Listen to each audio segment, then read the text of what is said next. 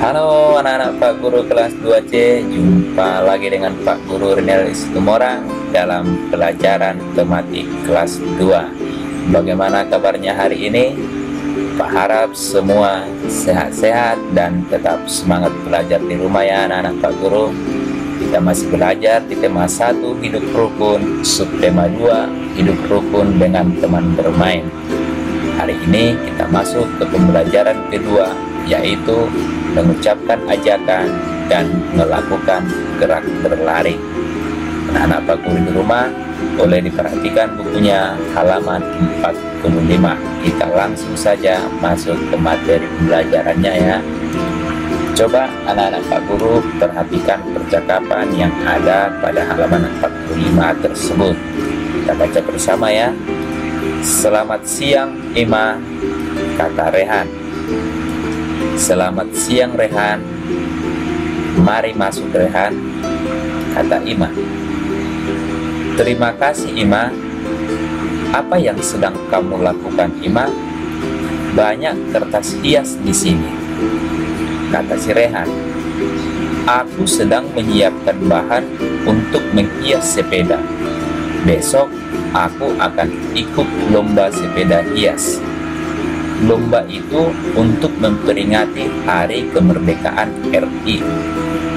Ayo Rehan, ikut lomba bersamaku. Pasti menyenangkan, kata Ima. Baiklah Ima, aku juga akan ikut lomba sepeda hias. Mari kita menghias sepeda, jawab Rehan. Nah, jadi si Rehan dan si Ima ingin mengikuti lomba sepeda hias. Nah, pada percakapan ini terdapat kalimat ajakan. Coba anak-anak Pak Guru di rumah temukan yang manakah dalam percakapan tersebut yang memuat kalimat ajakan. Sudah ketemu? Baik. Kalimat ajakan yang pertama yaitu mari masuk Rehan. Jadi si Ima mengajak si Rehan supaya masuk. Di sini maksudnya masuk ke rumah ya. Nah, kata ajakannya adalah mari. Nah, dan perhatikan tanda di akhir kalimatnya diakhiri dengan tanda seru. Kemudian kalimat ajakan yang kedua yaitu ayo Rehan ikut lomba bersamaku. Nah, si Ima mengajak si Rehan supaya ikut lomba. Jadi kata ajakannya ayo, kalimat ajakannya adalah ayo Rehan ikut lomba bersamaku. Kemudian kalimat ajakan yang lain yaitu mari kita menghias sepeda. Kata ajakannya mari. Nah, diingat ya perbedaan kata sama kalimat. Kalau kata cukup satu kata yaitu mari. Nah, ini merupakan kata ajakan, kalimatnya mari kita menghias sepeda. Nah, itulah kalimat ajakan yang terdapat dalam percakapan tersebut. Pernahkah anak-anak Pak Guru mengikuti lomba saat peringatan Hari Kemerdekaan? Tentu anak-anak Pak Guru pernah ya mengikuti perlombaan. Kemudian kapan peringatan Hari Kemerdekaan Republik Indonesia dilaksanakan? Ayo anak-anak Pak Guru yang tahu kapan dirayakan Hari Kemerdekaan Indonesia? Ya, Bapak harap semua tahu ya. Peringatan Hari Kemerdekaan Indonesia diperingati setiap tanggal 17 Agustus. Dan anak-anak pasti sudah pernah mengikuti lomba. Nah, pada saat peringatan Hari Kemerdekaan dilaksanakan banyak lomba. Ada lomba menghias sepeda, ada juga lomba lari dengan rintangan. Mungkin kalau di sekolah kita, anak-anak Pak Guru pernah ikut lomba bertambang, lomba mau kelereng, lomba makan kerupuk, banyak perlombaan yang lain. Nah, di sini kita akan membahas tentang lomba lari dengan rintangan. Lari dengan rintangan, biasanya rintangan yang digunakan berupa bilah bambu. Jadi ada dikasih rintangannya pada saat berlari. Nah, Seperti pada gambar ini, coba diperhatikan, nah ada bambu yang diletakkan sejajar sebagai rintangannya. Pada saat melakukan gerak berlari dengan rintangan, pertama melangkah kaki di antara bilah bambu. Jadi kaki harus di antara bilah-bilah bambu yang tersusun. Bilah bambu ini tidak boleh tersenggol. Oleh karena itu, langkah kaki saat berlari harus dipertimbangkan. Jadi kaki harus pas di antara bilah bambu tersebut. Kaki tidak boleh menyenggol bilah bambu. Itulah perlombaan gerak berlari rintangan bilah bambu. Tadi kita sudah bicara tentang lari.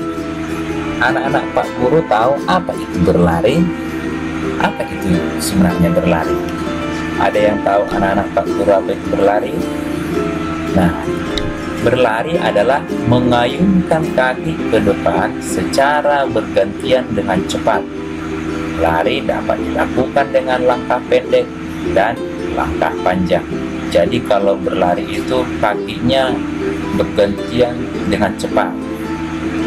Kalau berjalan, kaki bergantian dengan lambat. Nah, lari langkah pendek. Nah, ini contoh gambar lari langkah pendek. Ini dia gambarnya. Lari langkah pendek adalah mengayunkan kaki bergantian dengan langkah pendek. Jadi langkahnya pendek-pendek saja dia. Ketika berlari ya, itu lari langkah pendek. Sedangkan lari langkah panjang, langkah kakinya panjang. Jadi kakinya diayunkan panjang. Nah, perhatikan gambarnya berbeda dengan yang tadi. Jadi lari langkah panjang, kakinya diayunkan bergantian dengan langkah panjang. Untuk lebih jelasnya, perhatikan gambar berikut ini. Nah, di sini terlihat perbedaan lari pendek dan lari panjang. Lihat kakinya ya. Lari langkah pendek, kakinya pendek dilangkahkan. Sedangkan lari panjang, kakinya panjang dilangkahkan. Nah, itu dia perbedaan lari langkah pendek dan lari langkah panjang. Selesai menghias sepeda, Rehan pamit pulang. Rehan akan beribadah salat. Nah, salat itu adalah ibadat umat Islam ya. Ima mengizinkan Rehan pulang untuk beribadah. Rehan dan Ima menunjukkan perilaku sesuai sila pertama Pancasila. Jadi mengizinkan teman pulang untuk beribadah itu termasuk perilaku sesuai sila pertama Pancasila. Saat akan pulang, sandal Rehan putus. Ima meminjami Rehan sandal. Rehan berterima kasih kepada Ima. Ima menunjukkan perilaku sesuai sila kedua Pancasila. Nah, meminjamkan barang kepada teman atau menolong teman yang sedang kesulitan termasuk perilaku sesuai sila kedua Pancasila. Masih ingatkah bunyi dan lambang sila pertama Pancasila? Ayo anak-anak Pak Guru tentu masih ingat kan bunyi dan lambang sila pertama Pancasila. Bunyi sila pertama adalah ketuhanan yang Maha Esa. Lambangnya adalah bintang. Nah, berikut ini merupakan contoh perilaku sesuai sila pertama Pancasila. Yang pertama, saat bermain berpamitan pulang untuk beribadah. Jadi kalau saat bermain tetap harus ingat ibadah ya, atau ke gereja atau baca Alkitab. Kemudian mempersilahkan teman yang berbeda agama menjalankan ibadah. Ketiga, menjaga ketenangan saat teman sedang beribadah. Jadi kalau ada orang lain melaksanakan ibadah harus tenang ya, harus tertib, karena itu juga merupakan perilaku sesuai sila pertama Pancasila. Jadi supaya lebih cepat diingat, perilaku sesuai sila pertama, yaitu tentang Tuhan, tentang ibadah, begitu ya. Kemudian perilaku sesuai sila kedua. Nah, anak-anak Pak Guru juga masih ingatkan bunyi dan lambang sila kedua Pancasila. Ya, bunyinya adalah kemanusiaan yang adil dan beradab. Lambang sila kedua adalah rantai. Nah, berikut ini contoh perilaku sesuai sila kedua. 1. Menolong teman yang jatuh dari sepeda. 2. Berbagi mainan dengan teman. 3. Membantu teman yang mengalami kesulitan. Nah, jadi perilaku sesuai dengan sila kedua yaitu tentang kemanusiaan. Jadi menolong teman yang kesusahan, berbagi mainan, berbagi makanan, itu termasuk perilaku sesuai sila kedua Pancasila. Nah, sekian dulu untuk hari ini. Bapak harap anak-anak Pak Guru semua tetap semangat, sehat.